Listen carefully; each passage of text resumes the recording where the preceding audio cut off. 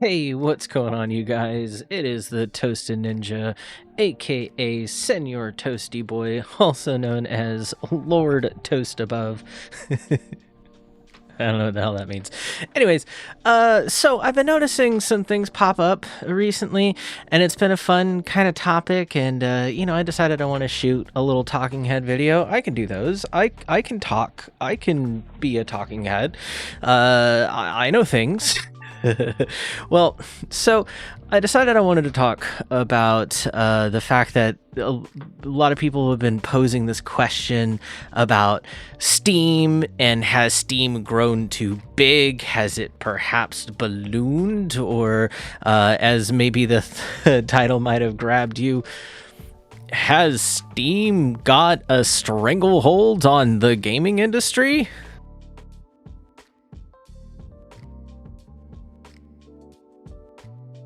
Hey, what's going on, folks? Editor Toasty here.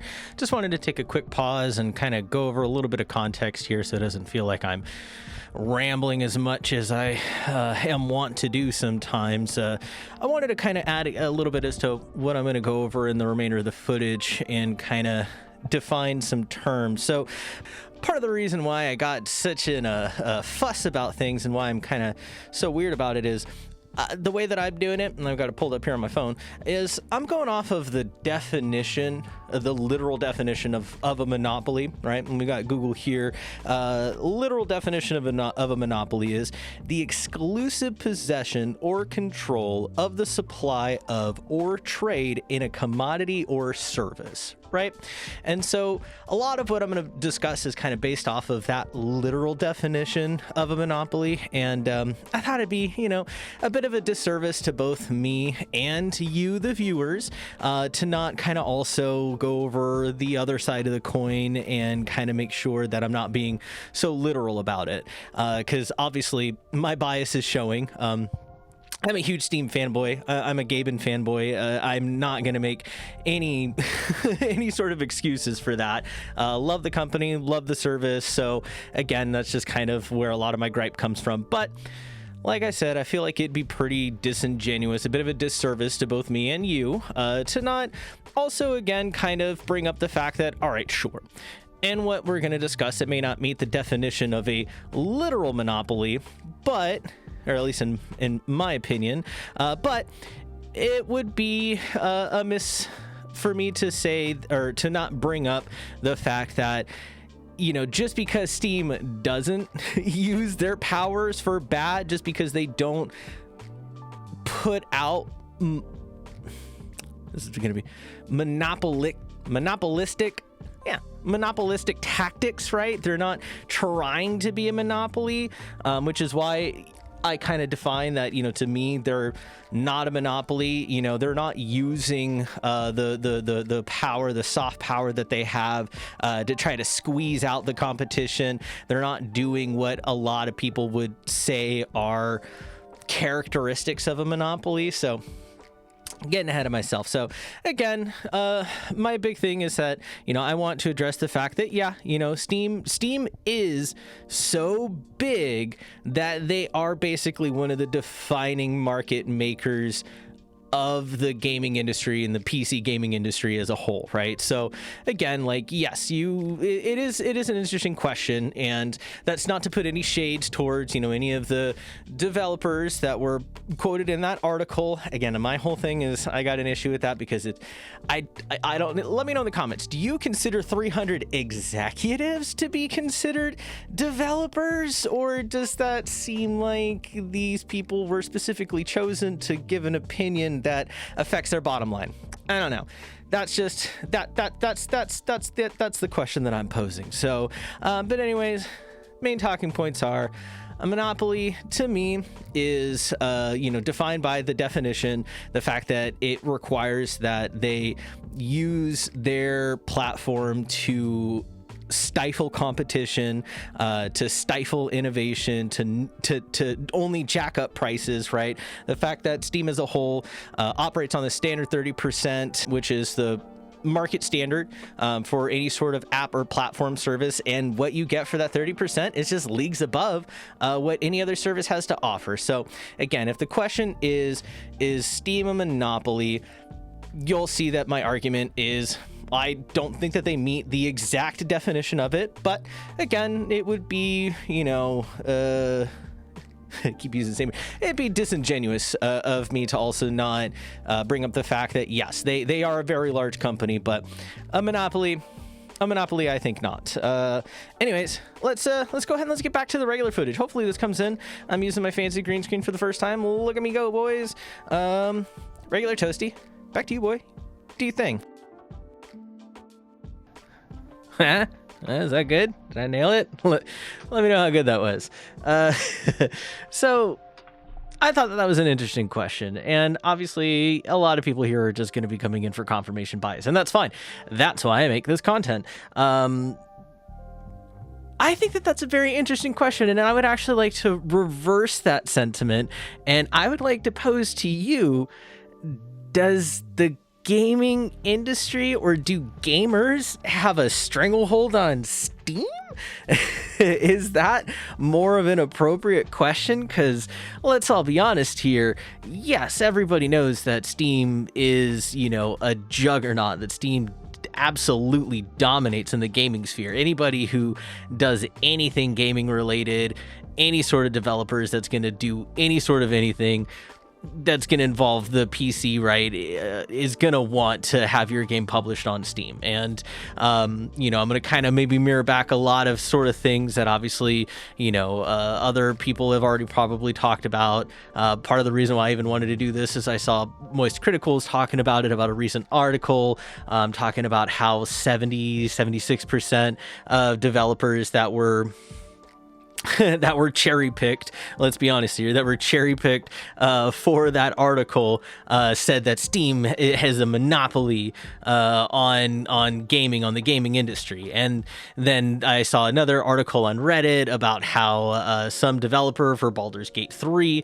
obviously, you know, said the quiet part, or said the loud part out loud, that no, Steam isn't a monopoly. Steam is what it is because every other sort of platform and service, let's just be honest here, sucks. Like, they're just not bueno. They're just not good. So it's like, if you were to compare crap versus literal ascended gamer godhood, like, yeah, it's a no-brainer. It's a no-brainer. So I love the argument, this idea, and again, the fact that it was cherry-picked developers from whatever the website is. I'll put it up in the screen. Editor Toasty will take care of that.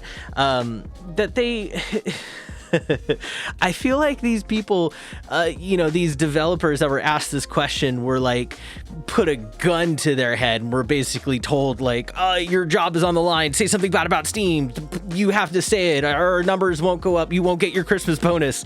Otherwise, you say something bad about Steam. And so, yeah, you know, they went for the, oh yeah, Steam's too big.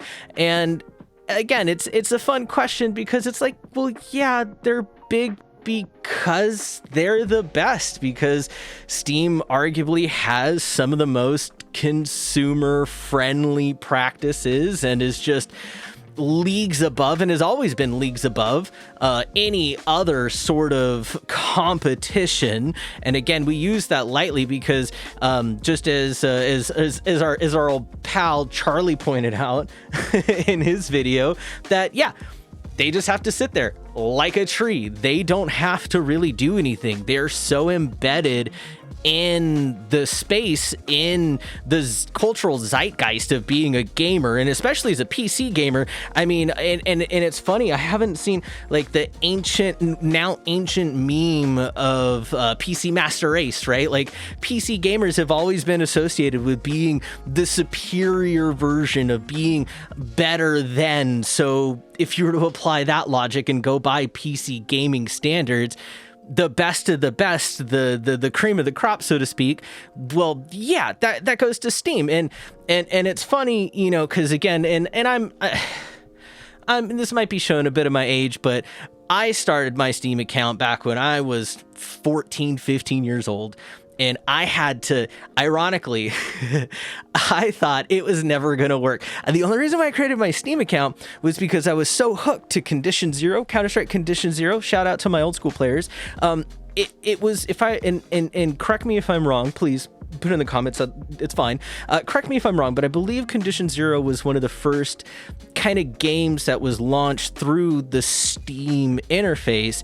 And I remember as a 14, 15-year-old, I was pissed, dude. I was so mad. Because it was the first introduction to DRMs, and I, didn't necessarily know why, but I was very frustrated at the fact that I had to create an account and like download this whole software and have it manage all my games, and didn't quite understand the value proposition at the time, but I did it, and boy howdy am I glad that I did, because my Steam account now is almost old enough to buy alcohol. It is a 20-year-old Steam account. So yeah, no, I've been part of the Steam ecosystem for a while, and I've kind of watched it grow, and kind of, again, my whole thing was just to play Counter-Strike and the fun Valve games that came out.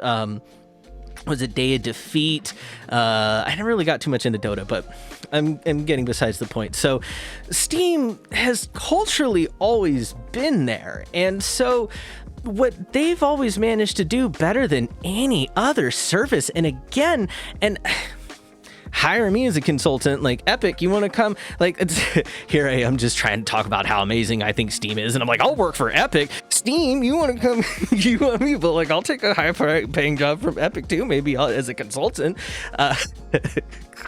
Stupid. So Epic, and so GOG is different. GOG is a different sort of thing. GOG, that Galaxy of Games, I believe. That's a whole other sort of beast. But like other platforms, Epic, the Blizzard platform, any other private launcher, the things that they always seem to fail on, and the things that never really give them any sort of leg above, are like their community features. Their community features, pardon my French here, they fucking suck. Your community features are awful.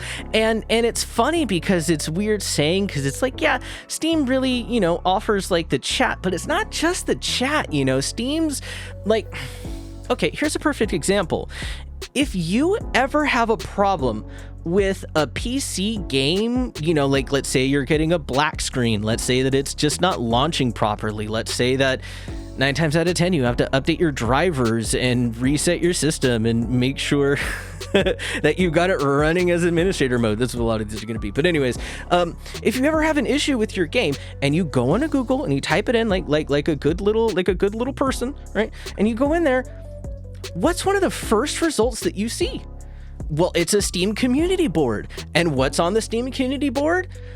Oh, I'm sorry. Is there a developer in chat literally addressing an issue and saying, that's weird. Why don't you go ahead and send me your save files? Here's the way that you can send me those save files, and I may not be able to fix your problem, but it'll help us in a future. Right? Like, you see what I'm saying? It's building such a bigger sense of community. You go on Epic and there's nothing. You can message, you can DM the 4 or 5 friends that you may have on there, or all the spam bots that try to add you, but you don't get that from any other platform, point blank. And that is just one small example. Like, I can pull 2 other things out of my hat here. The Steam family sharing. Oh my God, you want to talk about consumer friendly, consumer positive? The reason why, again, 70% of developers think that they have a monopoly. It's like, dude, yeah, it's because they're the best. Compare Steam family sharing to literally anything else. Oh, that's right, because you can't, because there is no other sort of platform that is even willing to offer that. And what's amazing is that, again, and I love it, I'm just glazing Steam over here, watch me go. Well, what's amazing is that you've seen other things that Steam will do, how they use their weight to force other big developers around, the ones that, again, come up with really bad practices. Like, I think it was just a few months ago, after the whole DLC snafu, I think with like Borderlands or something, I don't know, there was some sort of issue that was happening with DLCs, and Steam and Valve came out with that rule that said that if a game is basically unfinished, or if there's DLC that comes out that is just unfinished, that is just not good, that they try to like push out, that they're going to reverse that they're not going to allow those sort of things on their platform. And it's like, kudos, dude. Yeah, okay. So you want to sit there and talk about how they have a stranglehold, they have a monopoly, they are one of the biggest players in the gaming industry as a whole, then it's like, well, no duh. They're out there doing all of the things that no other companies are willing to do. Dare I say, innovate and explore and be willing to take risks. I mean, it's hilarious for gaming developers and any sort of like higher ups to pose a question like that when it's obviously in their interest to try to say that, oh, well, yeah, Steam, yeah, everybody uses them, but they only use them because they're the monopoly. And it's like, well, no, dude, you have to give out tons of free games just to drive people into your store. Yeah, again, I'm calling Epic in specific, like, and don't get me wrong, I ain't above that. I will take those free games. I have an entire library, so thank you, Epic. I will take those free games. You give them out, I'll take them. But I find it very disingenuous to, and it's funny, I'm not even saying like, oh yeah, this came out directly from Epic. I'm just rambling at this point. Hopefully you guys are enjoying the content. This video, by the way, is sponsored by me. Hey, let's go ahead and let's take this opportunity and go for a shameless plug. Give your boy a like, give your boy a comment, give him a subscribe if you think that I'm worth it. Like, if you like what you're hearing, you think that I'm fun, you want to check out my streams, twitch.tv/thetoasted ninja. I'll be hopping on live on YouTubes and whatnot, doing all this stuff. I don't know, man, hustle and grind. But anyways, let's get back to it. So where was I? Yes, calling out how disingenuous it is. So again, like, obviously, Epic themselves, like the people who made like that stuff, like they're not the ones who came out and wrote this article, and they're not the ones who've been posing these questions. But I find it real funny that this is kind of seeming to be like something that's popping up in like my feed, that it's now been kind of like a 1, 2, 3, 4 times now, and I'm just like, why? Huh? Who's asking that? Because anybody who knows anything that's any sort of gamer, or anybody that plays games either fun or competitively or casually, or just your friend begged you over and over and over to get a fun little gaming PC or laptop so you can play Schedule 1 or something together, like anybody who's dipped their toes in the Steam ecosystem just immediately can tell that they're far superior. The other thing, so yeah, I promised two examples. So Steam family sharing, and so I'm going to combine this. Their greenlight system for indie games, plus their ridiculously friendly mod systems that are just insane. Like, they take these things that gamers want, and they give them to them. Like the whole thing with Bethesda and the famous horse armor of Oblivion, when they tried to charge for mods when the Bethesda Creators Club was first trying to become a thing. Do you guys remember how insane, how people, and again, part of the reason why that was, to me, and again, this is just, I'm going to put on my tinfoil hat, but part of the reason why that was such a successful campaign against Bethesda, why the Creators Club, and again, I know that it's ticking in some ways, but why it didn't really become a thing was also because people were so used to how Steam and other systems such as Nexus mods and whatnot, how they implement their mods, and how free and user friendly, and how it's so passionate, but made by so many different passionate people. And it's crazy that they try to charge money for that, and rightfully so. A lot of people got upset. But if you could imagine and, kind of flip the script on that, if there wasn't that sort of normalcy, if Steam didn't exist, if they didn't have any sort of like crazy mod system like they do that was already so easy for you to obtain, you just log in, you find the game that you like, you say, oh, Workshop is already there, cool, I want this, I want that, install. Oh, now all of a sudden, all of my zombies in Left 4 Dead, well, they're the bugs from Starship Troopers now. That's cool as hell. I'm running around as Sora, and my partners are freaking Riku, and the tank is Darth Vader, and his theme song is freaking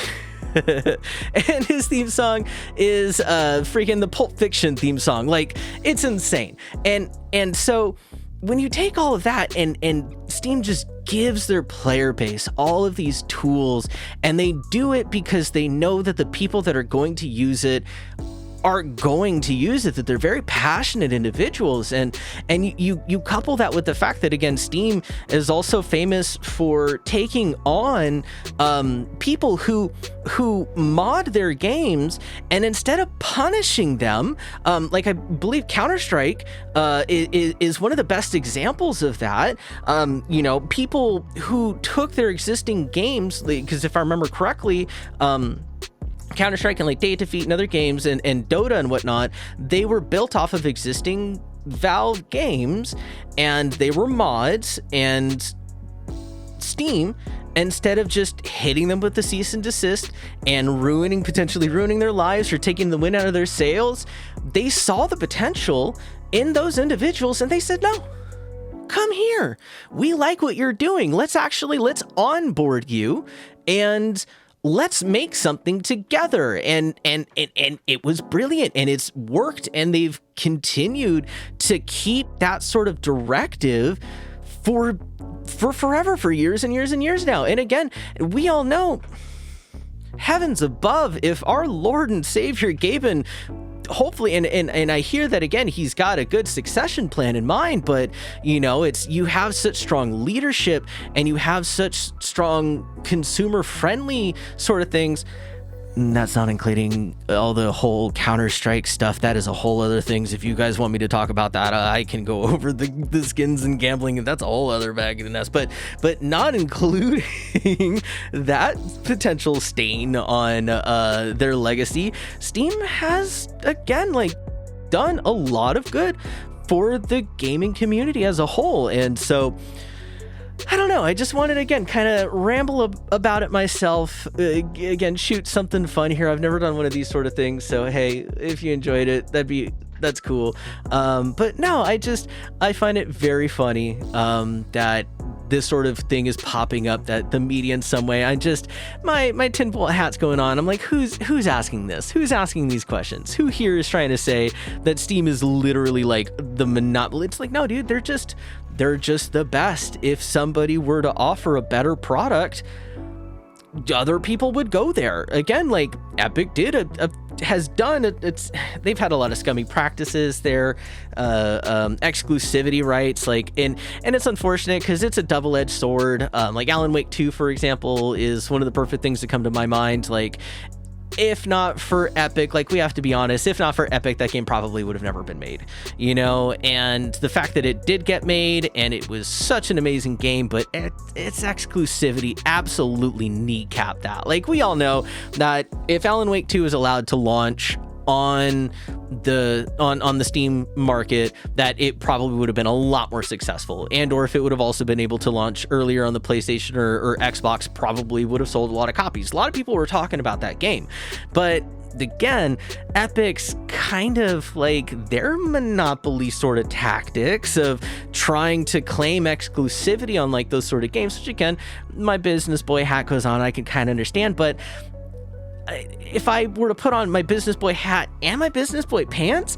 I would try to look at the bigger picture and say, well, no, if I want this game to be successful, if I want it to make more money for both me and the development team that I've invested in, I would want to give it every shot. Like, okay, maybe like a 2-3 month exclusivity. Like, hey, let's get like the first kind of launch hotness, but a full exclusive, Anyways, I'm getting lost in the sauce there. So I just thought that it was really funny that people think that this is some sort of thing that needs to be investigated, and that there's, any sort of inkling that Steam is monopolizing the gaming industry. No, dude, if gamers wanted to go somewhere else, they'd go somewhere else. They would not hold any loyalty, and I know this because, again, anybody who's interacted with any sort of like gamers at a mass capacity, it'd drop you like a hot brick if they knew that there was something else better around the corner. So, again, like, Steam's great, but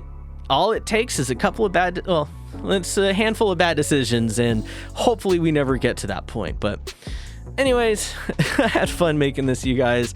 I'm hoping you enjoyed it too. This is the Toast Ninja. Peace.